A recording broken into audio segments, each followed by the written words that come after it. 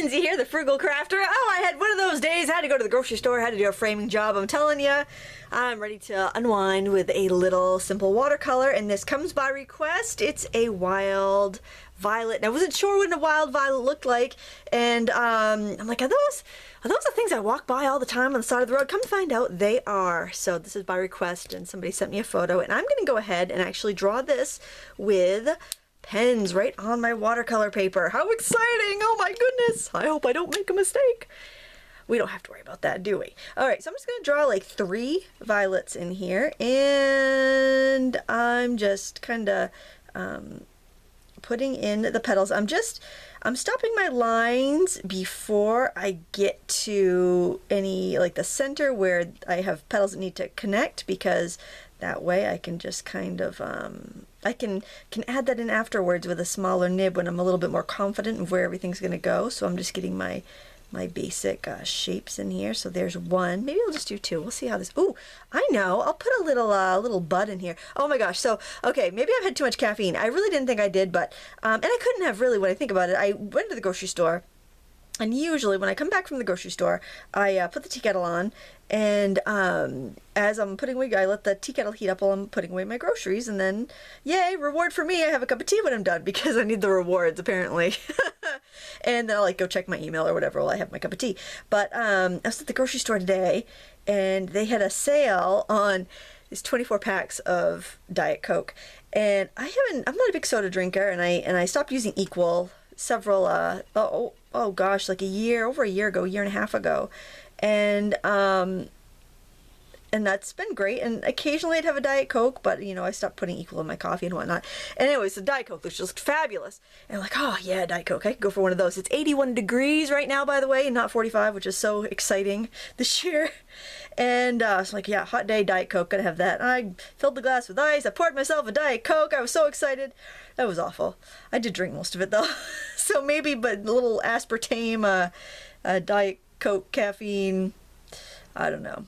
But yeah, I was needing a little watercolor break. I was doing some custom framing, and a frame came in damaged, and so that was frustrating. So I decided I can't do anything about that right now. I'm going to do a watercolor. That'll be so much nicer. That flower's looking a little weird, but I'm pretty sure it's gonna be all right.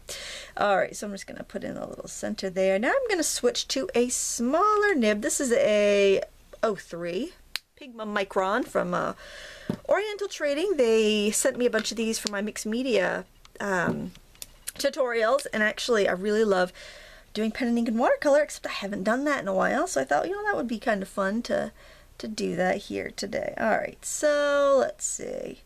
I want to just connect these petals in. I'm just, you know, just drawing, no big deal here. And the reason I wanted to do the pen and ink was because of the little, what do you call them, little black marks that that violets have, and I just thought it would look a lot nicer with a pen as opposed to a brush, because it'd be a little easier to control, and I could wash yellow over it and not lose any of that. And I'm just going to kind of get this little fuzzy part in there.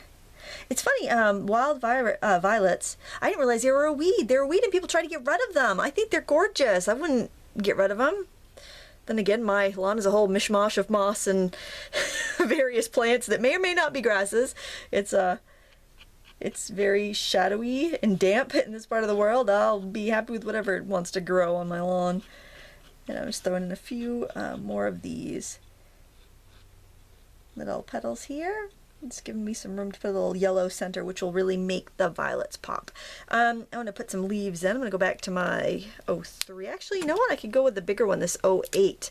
If you're nervous about using pen and ink, you might want to stick with the smaller nibs, or just go ahead and use, you know, a pencil first and go over your lines. Then you can just erase them if you want to. But, you know, don't be afraid. Go ahead and try it. It's only a piece of paper. You can always paint on the back side if you make a mistake. So try not to let it worry you too much. And I'm just gonna put that stem in there somewhere. Let's see. This guy needs a stem. Let's put a leaf over here, kinda curling around this petal maybe. That would be kind of cool. And you can go off the edge if you want to. I like to see the undersides of the leaves. Oops, my there goes my dryer. My dryer is going. I should put a clothesline out for these 3 days out of the year. It's actually warm enough to hang out any laundry. Yeah, that'll probably be a wasted endeavor. All right, so I'm just throwing in a few leaves. Not a big deal. And you know, you could throw in as many or as few stems as you like. And I think that I'll go ahead and throw in a background wash. I'm going to grab a big round brush. Just took one here a second ago. I did. Here it is. And I might put some more leaves in later, but I just want to kind of get some color in there right off the bat. I'm going to use some sap green, and I'm going to use some cadmium yellow. Try not to paint where the flower petals are. Try to kind of go around them. So if I get my cad yellow here, or gamboge. I have to say gamboge because somebody told me their kids were watching one of my videos, and they kept going, gamboge, gamboge. It is kind of fun to say. I can see why they got a kick out of it. Gamboge. There you go, kids. A brand new word for you. All right, get a little sap green, which I have to say, I think sap green is one of my favorite colors. It's so earthy but vibrant. Love it. All right, so the reason we don't want to go on top of the flowers, it's okay if it blends in a bit, don't stress, is because yellow is the opposite of purple. So what do you think happens when we mix our yellow and our purple? We get mud. But side by side, the colors look fantastic. They accentuate each other, but you mix them together and you get mud. So that's why we're not gonna wash over it. Even though it's a light color and we could paint on top of it, it's not gonna look that great. So, and if you get a little bit of green on there, what you can do is take a little tissue or a paper towel, neither of which I have in reach, of course. I got a rag here though, this will work. And you can just kind of blot it out. If you hear elephants in a minute, it's because my kids have gotten off the bus. All right, winding down. We're almost at the end of the school year. All right, I'm going to pause the video and dry this with my hair dryer, and we'll be back to finish our painting.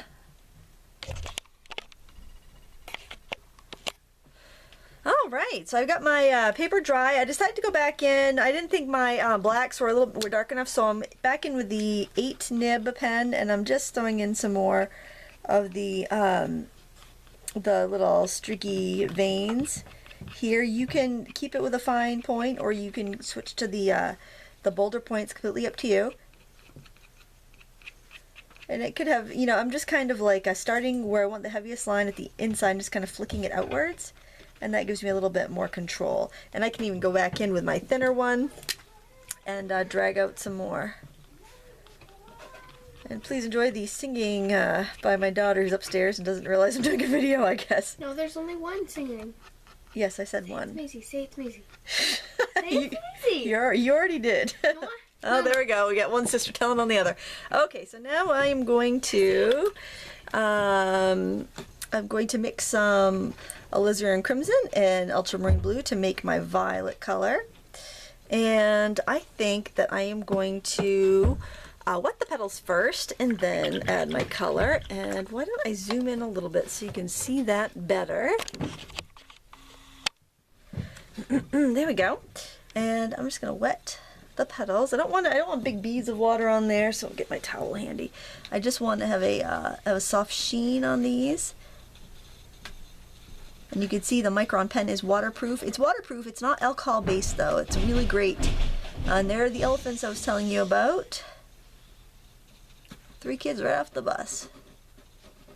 Alright, so I'm going to add, I want more concentrated color on the outside, so I'm just going to go ahead and add my color.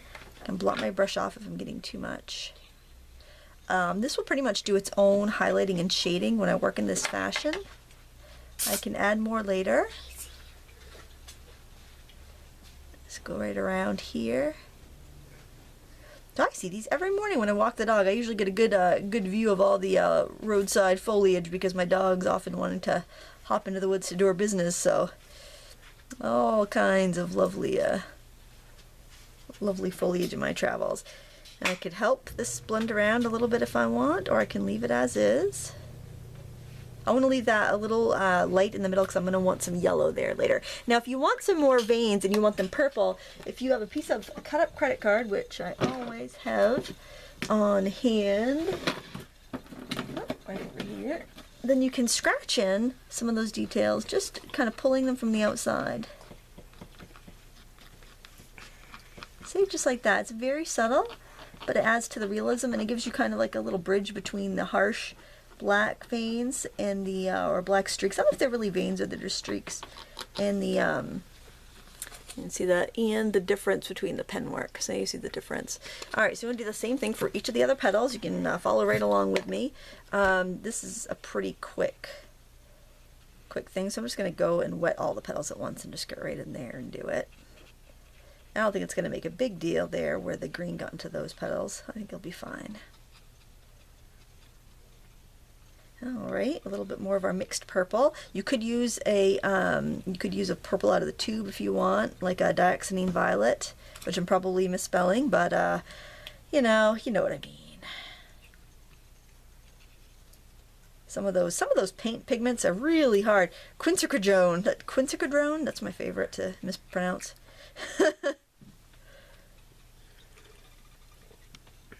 You can probably hear that slurping from one of my delicate Amazing daughters.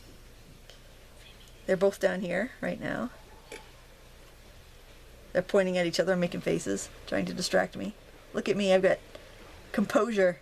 No, look at the card. Please. No. They're holding up signs for me. See, that's what they get you. They ask you to do. They ask you if they can do things when you're otherwise occupied, hoping for a yes. All right. Okay, there we go. Now I'm going to work on some of the petals. I'm going to do the same thing. I'm going to wet the petal, and I'll be using some of the sap green and some of the yellow that we've already used. Cadmium or gamboge. So warm yellow basically is what you need, and some sap green. And we'll be using our credit card scraper again to do any of our veining, because we really don't want the veining to stand out too much on those.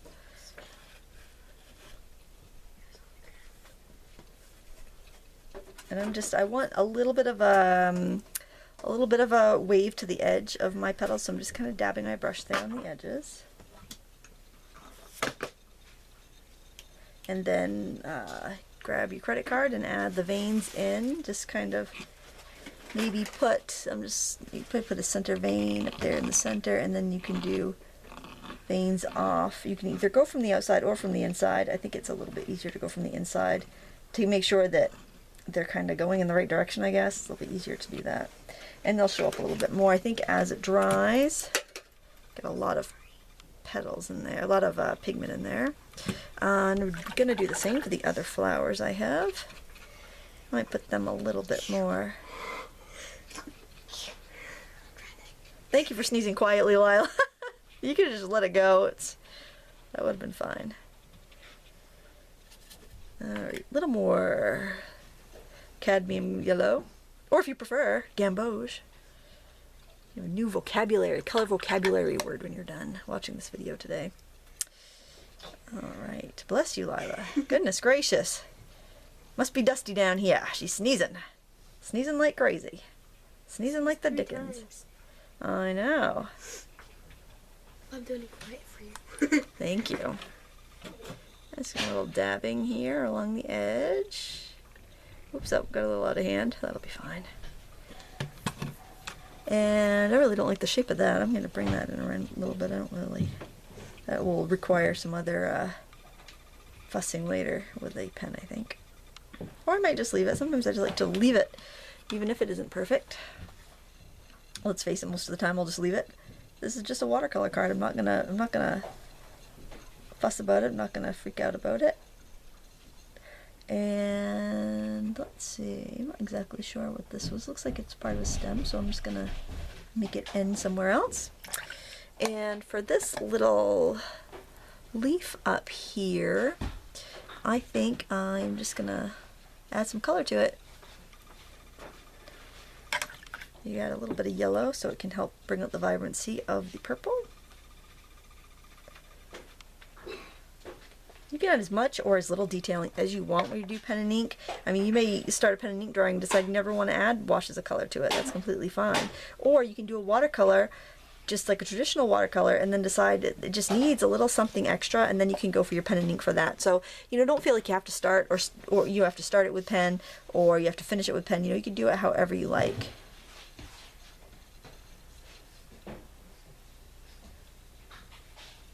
There we go.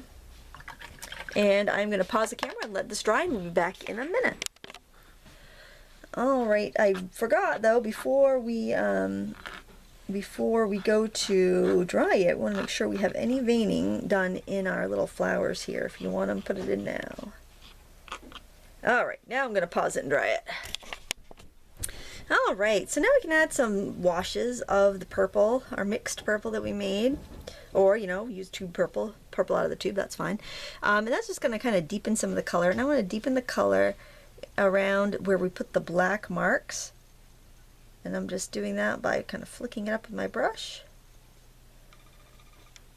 And if you don't like the hard edges there, you can go ahead and you can just take a damp brush, just kind of wet your brush. And I'll show you how to get right if you don't like that. Just wet your brush and you can just soften the edges a little bit there. As long as your petal's all the way dry underneath, it will give you a good result. If your petals are wet underneath, you might get some blooms, but that's just that's kind of how you learn. You do these different things and you see what happens. You can also add any shadows, like if you have a petal in the back behind another one, you can add your shadows in there too. Try not to overwork it, just have fun with it. Do that to each of your petals. A little bit darker under here.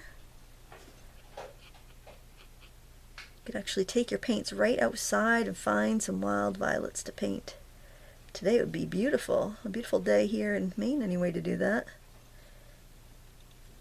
Ball game tonight. Oh, I'm so glad. Usually I freeze. I've been bringing like blankets, heavy blankets to the ball game, completely wrapping up in them when I go to watch the game. But tonight it's going to be nice. I might only need one coat. Then you know summer's coming. There, I want some of this darker color underneath these folds of petals there. And then I can even kind of drag it out. Actually, I think that you drag it right out with the end of this paintbrush too if you want to, because then you get kind of highlights and shadows all in one. Because unlike the credit card scraper, it actually kind of pushes the pigment around rather than scribing the paper, so it just gives you a different look, something you should try and be familiar with. And I think, you know, you could do worksheets. You know, you could just take paper and just practice techniques over and over again. But I really think the best way to learn is just to paint something and then learn techniques as you go. And that's what I try to do with these videos, is just kind of show you techniques, and then, but where you're actually ending up with something when you're done, so you're applying it. Because sometimes, you know, you can do all the exercises in the world. If you don't know how to apply it, then it doesn't really do you much good. Alright, I feel like this, I did blot this when I was drying it because it was super, super puddly, so I'm just going to wash a little yellow in there. See how that makes it nice and vibrant. I'm going to go in with some of this green around the edges and just kind of drag in some veins, because for some reason they didn't really show up very well. I think that's because I waited too long to scrape it with a credit card. So there, I could put that in there. I don't know if you can hear the whispering committee. They're whispering about something over there. I have no idea what. I'm sure they're trying to be very polite while I'm doing a video here. And then I realized that I've got this leaf actually is, you could see it's kind of curled up and turned, and I've got the perspective on it. I shouldn't have this jaggedy on the bottom, so I'm going to try to just smooth that out a little bit and maybe go in with a little bit of darker paint. Take some of that ultramarine that I made my purple with, take the ultramarine, add it with the green, and smooth out that bottom. And I like to turn my paper when I'm working. There. Smooth that right out. And then I can go with a little bit of yellow right on the top of that to help blend it in. There we go. And I can add a little bit more detail to that later on. I'm not going to worry about it. Oh my goodness, we're almost out of time. So, you know what? I think this needs some splashes of color. Please, if you like this video, give me a thumbs up and subscribe. And I appreciate you watching. Until next time, Happy crafting. Bye-bye.